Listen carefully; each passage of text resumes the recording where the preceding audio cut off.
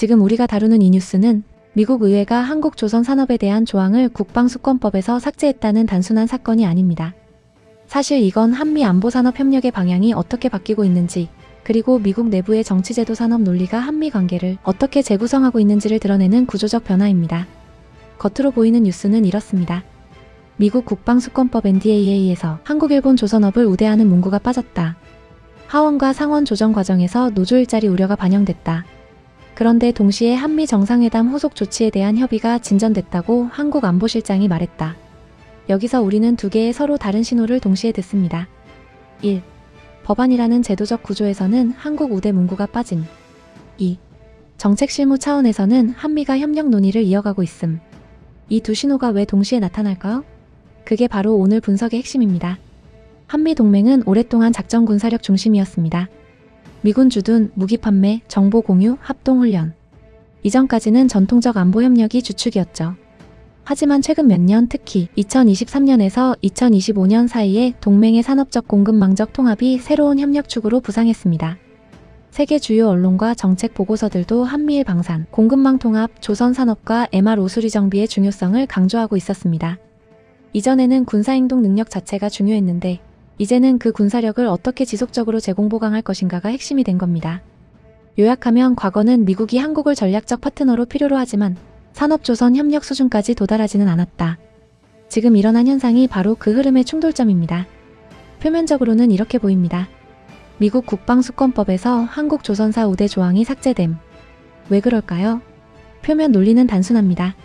미국 조선소와 노조가 외국 기업 참여가 미국 일자리 침해라고 반발. 하지만 이 너머를 보아야 합니다. 이건 단순한 노조 보호 논리가 아니라 미국 국내 정치적 제도적 구조가 작동하는 방식입니다. 미국 의회, 특히 하원은 보호주의적 산업 논리 지역구 유권자 표심이라는 압박을 받고 있습니다.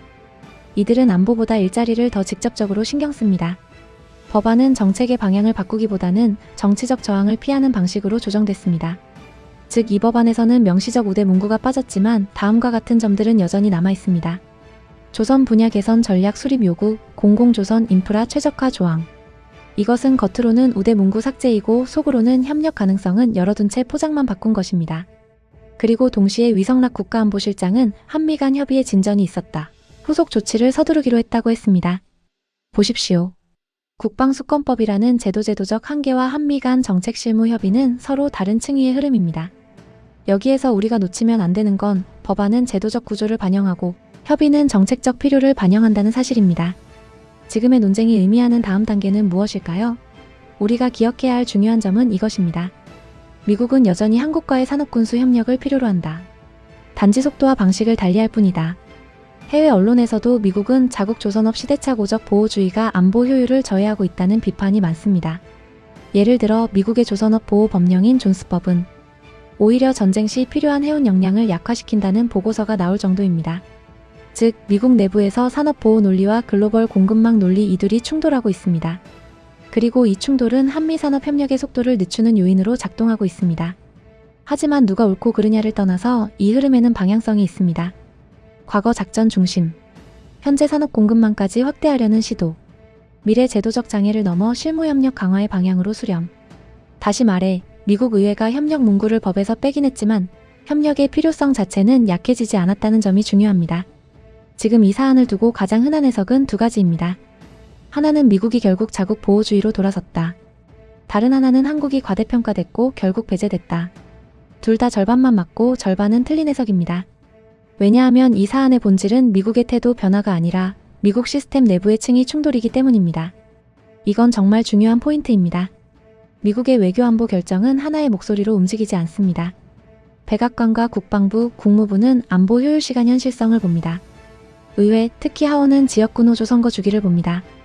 이번 사안을 정확히 보면 위성락 안보실장이 만난 인물들, 국무장관 겸 안보보좌관, 에너지부 장관 전부 행정부, 한국조선 우대 문구를 삭제한 주체 미 의회, 그것도 하원. 이건 협의가 깨졌다는 신호가 아니라 의회가 아직 그 속도를 감당하지 못한다는 신호입니다. 행정부의 계산은 이렇습니다. 중국과의 해군력 경쟁에서 미국 조선 능력은 이미 한계다. 한국 일본과의 협력 없이는 시간을 못 따라간다. 반면 하원의 계산은 이렇습니다. 그게 맞아도 우리 지역구 일자리를 법으로 외국에 넘겨줬다는 공격을 우리가 감당할 수 있나?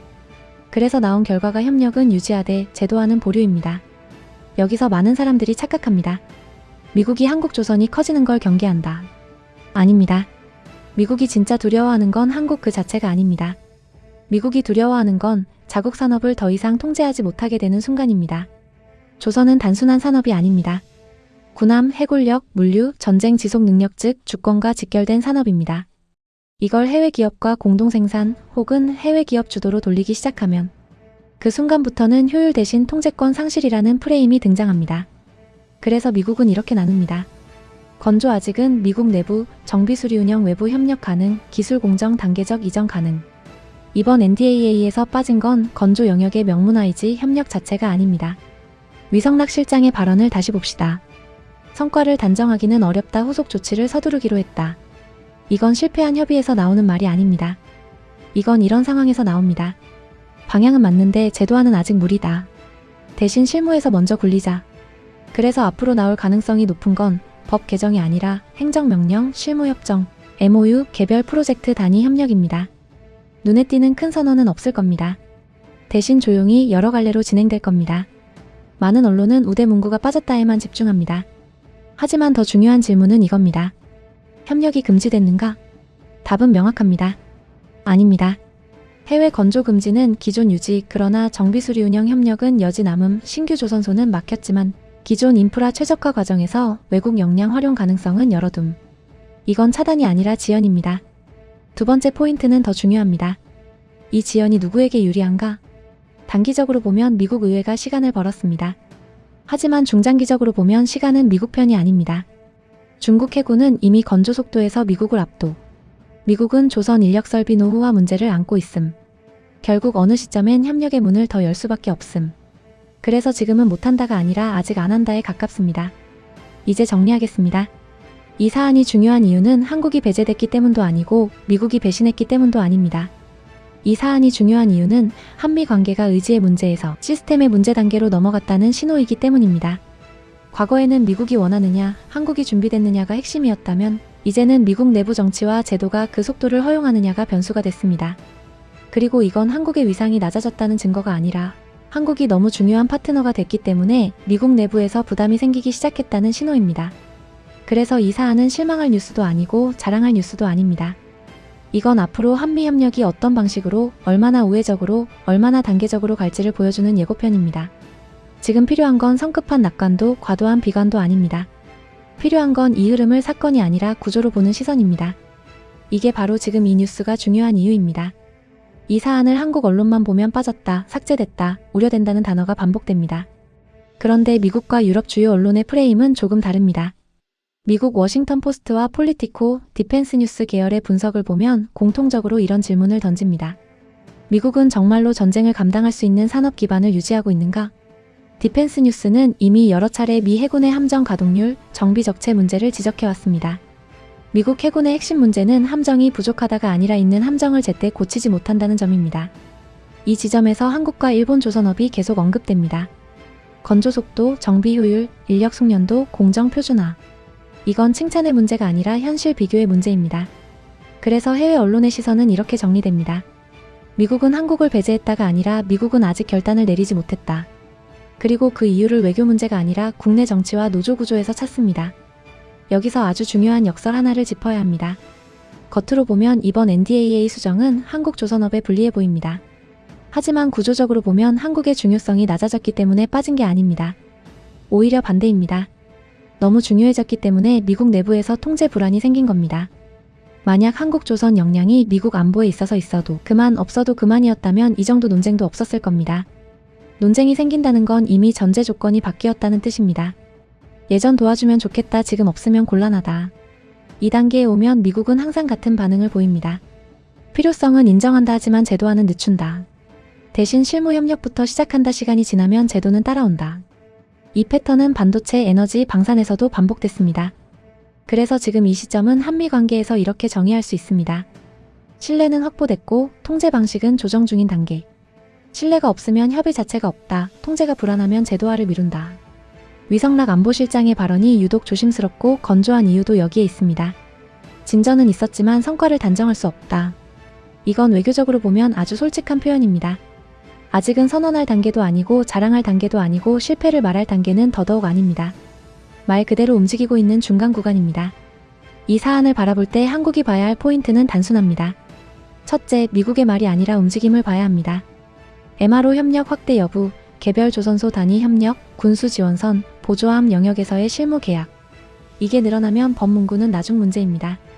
둘째, 속도에 집착하지 말고 위치를 봐야 합니다. 지금 한국은 후보군이 아니라 이미 전제 조건에 들어간 파트너입니다.